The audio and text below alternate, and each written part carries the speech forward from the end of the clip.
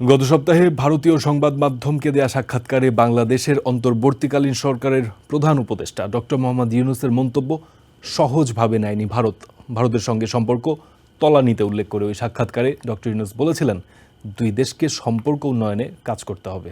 BBC এক প্রতিবেদনে দাবি করেছে, মিডিয়ার কাছে দ্বিপাক্ষিক ইস্যুতে ডক্টর ইউনূসের মন্তব্য করার মেগাফোন কূটনীতিতে অস্বস্তি রয়েছে নয়াদিল্লিতে।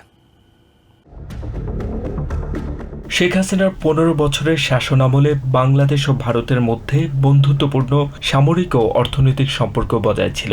এছাড়া শেখ হাসিনা বাংলাদেশে অবস্থানরত একাধিক ভারত বিরোধী সশস্ত্র গোষ্ঠী দমন করেছেন। বেশ কিছু সীমান্ত বিরোধ নিষ্পত্তিতেও তার সরকারের অবদান ছিল, যে কারণে তার শাসনামলে ভারতের নিরাপত্তা খাত কিছুটা সুবিধাজনক অবস্থায় ছিল। বর্তমানে শেখ হাসিনা অনির্দিষ্টকালের জন্য ভারতে অবস্থান করায় দুই দেশের মধ্যে দৃঢ় সম্পর্ক ধরে রাখা মুশকিল হয়ে পড়েছে বলে উল্লেখ করা হয়েছে বিবিসির প্রতিবেদনে।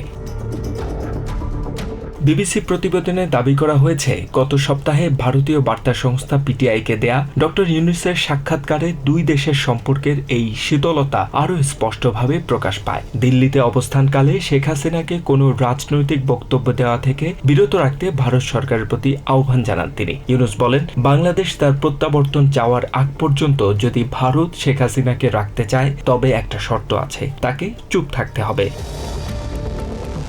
জুলাই ও অগাস্টে সরকার বিরোধী আন্দোলনে মানুষ হত্যার অপরাধে শেখ হাসিনাকে দেশে ফিরিয়ে এনে বিচারের মুখোমুখি করার দাবি রয়েছে জনতার পক্ষ থেকে।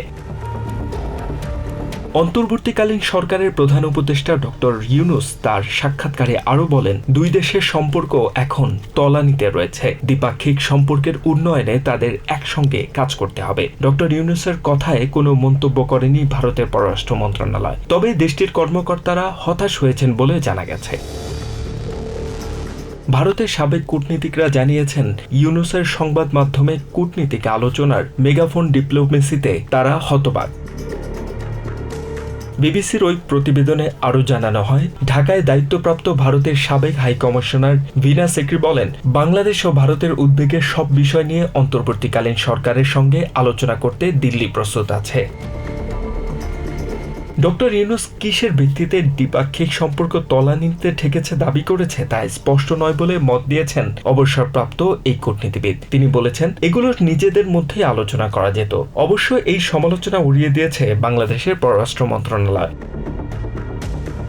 অন্য কোনো দেশ শেখ হাসিনাকে আশ্রয় দিতে রাজি না হওয়া পর্যন্ত তার ভারতে অবস্থানের ব্যাপারে ঐক্যমত দেখা গেছে দিল্লিতে। তবে বিক্ষোভের সময় হত্যার নির্দেশ দেওয়ার অভিযোগে শেখ হাসিনাকে বিচারের মুখোমুখি করার পরিকল্পনা চলছে বলে জানিয়েছে নবনিযুক্ত চিফ প্রসিকিউটর মোহাম্মদ তাইজুল ইসলাম। ভারতের পক্ষ থেকে শেখ হাসিনাকে প্রত্যর্পণের সম্ভাবনা কম বলে মনে করেন বিশেষজ্ঞরা। বিবিসির প্রতিবেদনে আরও বলা হয়েছে, শেখ হাসিনার সরকার পতনের পর দেশের নিরাপত্তা ব্যবস্থা ভেঙে পড়ে। এ সময় ধর্মীয় সংখ্যালঘুদের উপর সন্দেহভাজন ইসলামপন্থীরা আক্রমণ চালায়। হিন্দুদের উপর হামলার খবরে একাধিকবার তাদের উদ্বেগ প্রকাশ করেছে ভারত। বাংলাদেশে ছোট পরিসরে হলেও যদি ইসলামী কট্টরপন্থীরা প্রভাব বিস্তার করতে পারে, তা দিল্লির জন্য অশনি সংকট হবে বলে মনে করছেন বিশেষজ্ঞরা। HM. Ataullah, TVN 24 news desk. New York থেকে সম্প্রচারিত টিভিএন 24 টেলিভিশন বিশ্বজুড়ে বাঙালির কণ্ঠস্বর।